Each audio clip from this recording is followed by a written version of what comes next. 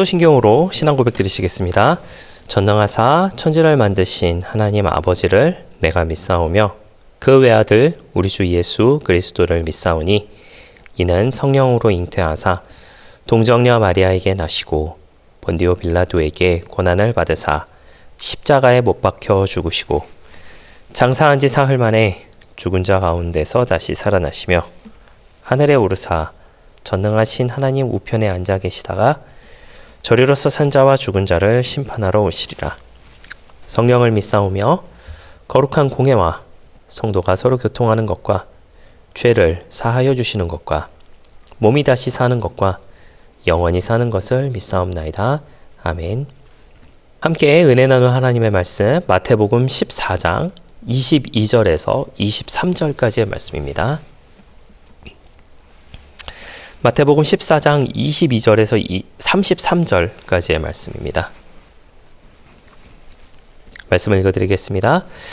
예수께서 즉시 제자들을 재촉하사 자기가 무리를 보내는 동안에 배를 타고 앞서 건너편으로 가게 하시고 무리를 보내신 후에 기도하러 따로 산에 올라가시니라.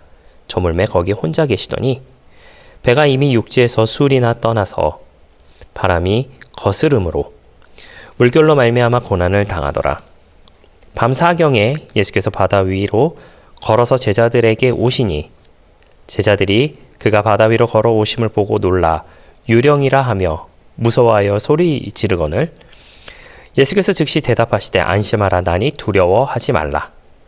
베드로가 대답하여 이르되 주여 만일 주님이시거든 나를 명하사 물 위로 오라 하소서 하니 오라 하시니 베드로가 배에서 내려 물 위로 걸어서 예수께로 가되 바람을 보고 무서워 빠져가는지라 소리질러 이르되 주여 나를 구원하소서 하니 예수께서 즉시 손을 내밀어 그를 붙잡으시며 이르시되 믿음이 작은 자여 왜 의심하였느냐 하시고 배에 함께 오르매 바람이 그치는지라 배에 있는 사람들이 예수께 절하며 이르되 진실로 하나님의 아들이 이로소이다 하더라.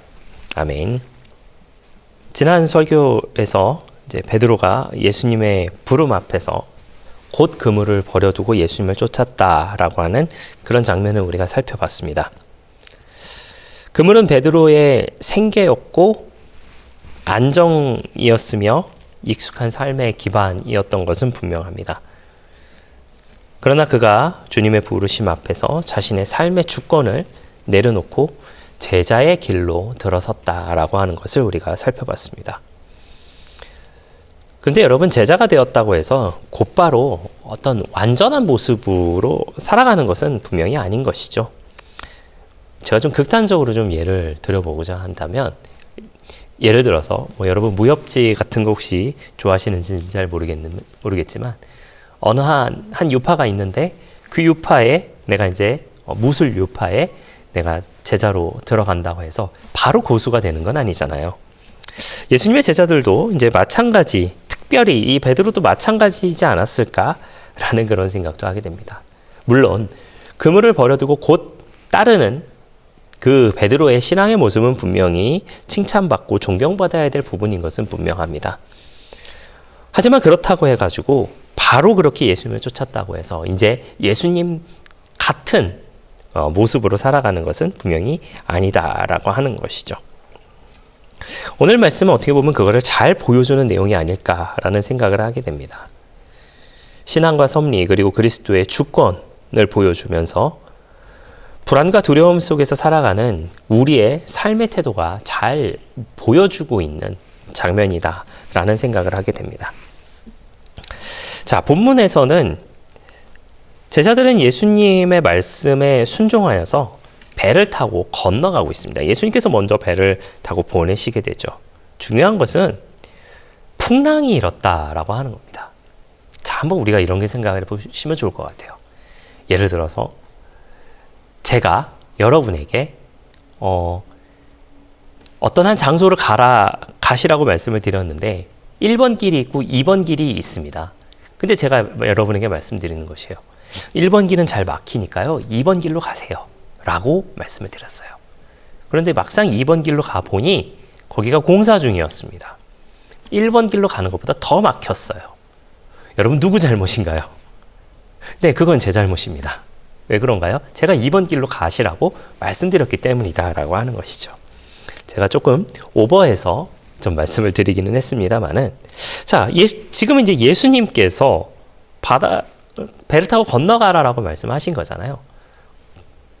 가라라고 말씀을 하셨으면은 그 길이 바람도 잘 맞고, 평소에 예를 들어서 평소에 한 2시간 거리면은 바람과 물결이 잘 만나가지고 뭐 1시간 만에 가고, 가는 길도, 가는 그 바다의 그 해면도 아주 잔잔하게 이렇게 가면은 너무 좋잖아요. 그런데 하필이면 그때 풍랑이 일어나게 됩니다. 이런 걸 생각해 보면은, 아니, 우리가 신앙생활을 하고 있는데 왜 우리의 어려움은 도대체 왜 없어지지 않는 걸까라고 하는 그런 생각하고 사실은 연결될 수 있는 부분이다라는 생각을 우리가 많이 하게 됩니다. 사실 우리도 그렇죠. 신앙생활을 하고 있지만 때로는 어려운 일들이, 때로는 힘든 일들이, 때로는 참을 수 없는 일들이 우리 가운데 벌어지고는 합니다. 그러면서 우리가 생각하죠. 아유, 예수 믿어도 별거 없네. 물론 이 방송을 함께하고 계신 여러분들은 그렇지 않겠지만은 대부분이 그렇게 생각하지 않을까라는 생각을 하게 됩니다. 그러나 성경은 이렇게 이야기하고 있습니다. 하나님은 성도를 풍랑 없는 곳으로만 인도하지는 않으신다라고 하는 것이죠. 때로는 풍랑 가운데도 보내시기도 합니다. 왜 그런가요? 우리가 요셉의 모습을 한번 좀 살펴보고자 합니다. 요셉은 꿈을 꿨다는 이유만으로 많은 어려움을 겪게 되죠.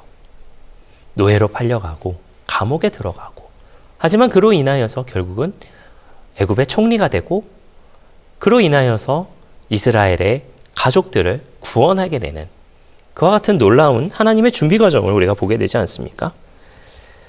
다윗도 광야에서 준비를 했습니다. 사도 바울도 엄청나게 많은 환난 속에서도 더욱더 성숙해져 가는 그런 모습을 우리 가운데 보여주고 있다라고 하는 것이죠. 여러분, 풍랑이라고 하는 것은 하나님이 안 계신 것이 아니라 하나님의 훈련 과정일 수도 있습니다. 오늘을 살고 있는 우리도 마찬가지가 아닐까라는 생각하게 됩니다. 신앙생활을 해도 여전히 우리의 삶 속에서는 분명히 풍랑이 있습니다. 경제적인 어려움이 있을 수도 있고요. 관계로 인한 상처가 우리 가운데 있을 수도 있습니다. 때로는 육신의 연약함이 우리의 풍랑이 될 수도 있고, 미래에 대한 불안이, 아니면은 그저 삶을 살아가고 있는 모든 순간에 일어나는 낙심이 우리의 삶의 신앙생활의 풍랑일 수도 있습니다. 저도 어렸을 때 조그만 일이, 제 마음에 조그만 마음에 안 드는 일이 발생을 하게 되면은 왜 이런 일이 내게 일어날까라는 그런 생각을 많이 하게 되었었어요. 그러나 중요한 것은 왜 풍랑이 왔는가 보다 그 풍랑 속에서 나는 과연 누구를 보고 있는가라고 하는 것이 중요하다라고 하는 것이죠. 지금 그 풍랑 속에서 베드로는 예수님께 시선을 고정하는 모습을 보여주게 됩니다. 그리고 예수님한테 이런 요청을 하게 되죠. 만일 주님이시거든 나를 오라고 하십시오. 그럼 제가 가겠습니다. 라고 이야기하고 있어요. 자, 이 부분에 대해서 저도 어렸을 때 한번 이런 생각을 해봤었습니다. 왜 이렇게 얘기했을까? 그냥 예수님 이 풍랑 좀 멈추게 해주세요 라고 하는 게 더 간단하지 않았을까? 라는 그런 생각을 좀 해보게 되었었어요. 그런데 이미 베드로의 눈에는 예수님만 보이는 것이지 않았을까라는 생각을 하게 됩니다. 풍랑보다도 더 큰 예수님을 본 것이 이와 같은 요청을 하는 것이 아닌가라는 그런 생각을 하게 되었었습니다. 그리고 예수님께서 오라고 말씀을 하시게 되죠. 베드로는 예수님이 아니에요. 베드로는 하나님이 아니기 때문에 절대로 물 위를 걸을 수 없습니다. 물 위를 걸을 능력이 있어서 나간 것이 아니라 예수님의 말씀 때문에 나간 것이다 라고 하는 것이죠. 믿음이라고 하는 것은요, 환경의 안정성이 근거하지가 않습니다. 오늘날의 많은 사람들이 결과를 보고 움직이려고 하는 것 같아요. 안전하면 순종하고 보장되면 헌신하고 계산이 맞으면 믿겠다라고 하는 그런 아주 계산적인 믿음을 많이 보여주고 있는 것이 아닌가라는 생각을 하게 됩니다. 아브라함도 어디로 갈지 몰랐지만 하나님께서 가라고 하시니 떠났습니다. 노아도 비가 오지 않았지만 하나님께서 방주를 지으라고 하셨으니 지었습니다. 믿음은 이해의 결과가 아니라 순종의 시작이다라고 하는 것을 우리 모두가 기억해 주시기를 예수님의 이름으로 부탁을 드리겠습니다. 세상은 끊임없이 저와 여러분 가운데 불안을 주고 있습니다.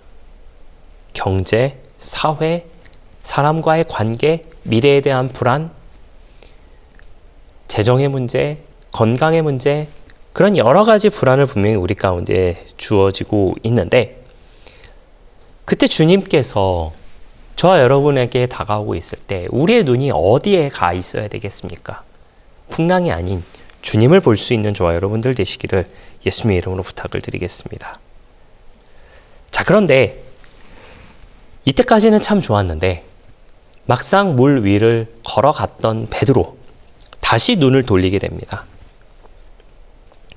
풍랑을 보게 되니 환경을 보게 되니 바람을 보게 되니 이제 점점점 빠져가는 나약한 인간 본연의 모습으로 지금 베드로가 가고 있다라고 하는 것이죠. 사실 베드로의 실패는요, 믿음이 전혀 없었다라고 하는 뜻은 결단코 아닙니다. 어떻게 보면은 예수님께서 오라라고 하셨을 때 간 그 자체에 대한 믿음은 훌륭할 수도 있을 것 같아요. 만약에 제가 그 상황에 있었다라고 한다면 오라라고 말씀을 하셨어도 안 돼요, 주님 못 가겠어요. 그냥 주님이 와주세요. 예수님이 와주세요. 기왕이면 이 풍랑 좀 멈추고 와주세요. 라고 아마 저는 그렇게 이야기했을 것 같습니다. 분명히 베드로는 저보다는 더 나은 신앙의 모습, 믿음의 모습을 분명히 보여줬었어요. 하지만 환경을 보는 순간 그것이 사람의 말일 수도 있고 현실의 문제일 수도 있고 실패에 대한 미래에 대한 두려움일 수도 있습니다. 그러한 것들이 점점 쌓여지니까 결국은 믿음이 흔들리게 되고 그 흔들린 믿음으로 인해서 점점점 물로 빠져들어가는 모습을 보여주고 있다라고 하는 것이죠. 우리는 그렇기 때문에 우리의 시선을 항상 의도적으로라도 일부러라도 강제적으로라도 예수님께 고정해야 한다라고 하는 것을 우리가 꼭 기억해야 될 줄 믿습니다. 시선이 바뀌는 순간 마음을 빼앗기게 됩니다. 시선이 바뀌는 순간 마음이 무너지게 됩니다. 시선이 바뀌는 순간 물속으로 점점점 빨려 들어가게 된다라고 하는 것이죠. 그때 예수님께서 즉시 손을 내밀으셔서 손을 붙잡아 주십니다. 예수님은 베드로에게 물 속으로 빠져들어가는 베드로에게 물 위에 서서 팔짱을 딱 끼고 으이그 이러지 않으셨어요. 즉시 손을 붙잡고 건져 올려주십니다. 그리고 나서 말씀하시죠. 믿음이 작은 자여 왜 의심하였느냐라고 말씀하십니다. 그 책망은 책망이 아니었습니다. 그리고 버림의 선언이 아니었다라고 하는 것이죠. 성장을 위한 사랑의 훈련이었습니다. 성도의 삶은 완벽한 믿음의 행진은 결단코 아니에요. 때로는 흔들리고, 때로는 넘어지고, 때로는 의심하고, 때로는 시선이 멀어지고, 때로는 풍랑 속으로 빠져들어가게 됩니다. 그러나 중요한 것은 예수님께서 저와 여러분을 놓지 않으신다는 사실입니다. 우리도 예수님께서 붙잡아 주셨던 것처럼 우리도 예수님처럼 다른 일을 붙잡아 줄 수 있는 저와 여러분들 되시기를 예수님의 이름으로 부탁을 드리겠습니다. 내 주에 실패한 사람, 낙심한 사람, 의심하는 사람, 그리고 다시 일어서려는 그 사람의 손을 붙잡고 함께 나아갈 수 있는 저와 여러분들의 넉넉한 신앙의 모습 다 되시기를 예수님의 이름으로 부탁을 드리겠습니다. 베드로는 물 위를 걸은 사람입니다. 동시에 물에 빠진 사람입니다.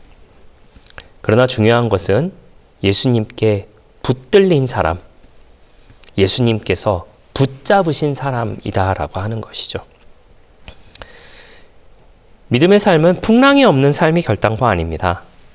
풍랑 속에서도 나의 시선을 어디에 두느냐, 나의 시선이 예수님께 과연 가고 있는가라고 하는 것이 진정한 믿음의 삶이다라고 하는 것을 꼭 기억해 주시기를 부탁을 드리겠습니다. 그리고 여전히 주님 저와 여러분에게 말씀하십니다. 안심하라, 나니 두려워하지 말라. 그 말씀 붙들고 살아가는 우리 모두 되시기를 예수님의 이름으로 부탁을 드리겠습니다. 기도하겠습니다. 좋으신 아버지 하나님 감사합니다. 풍랑 가운데에서도 우리를 버리지 아니하시고 우리의 손을 붙잡고 끌어올려 주신 그 주님의 은혜를 항상 감사하며 나아가게 하여 주시옵소서. 상황을 바라보다 두려움에 빠졌던 우리의 연약한 믿음을 이 시간에 주님 앞에 내려놓으니 예수님께 시선을 고정하며 살아가는 우리 모두가 되게 하여 주시고 말씀 따라 순종하는 믿음을 가지고 살아가는 우리 모두가 되게 하여 주시옵소서. 넘어질 때마다 손 내밀어 붙드시는 은혜를 경험하게 하시고 우리가 받은 그 은혜를 다른 사람도 품어주는 제자로 살아가는 우리 모두가 되게 하여 주시옵소서.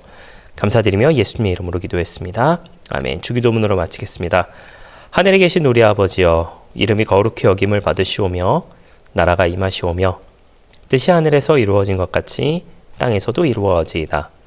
오늘 우리에게 일용할 양식을 주시옵고 우리가 우리에게 죄 지은 자를 사하여 준 것 같이 우리 죄를 사하여 주시옵고 우리를 시험에 들게 하지 마시옵고 다만 악에서 구하시옵소서. 나라와 권세와 영광이 아버지께 영원히 있사옵나이다. 아멘.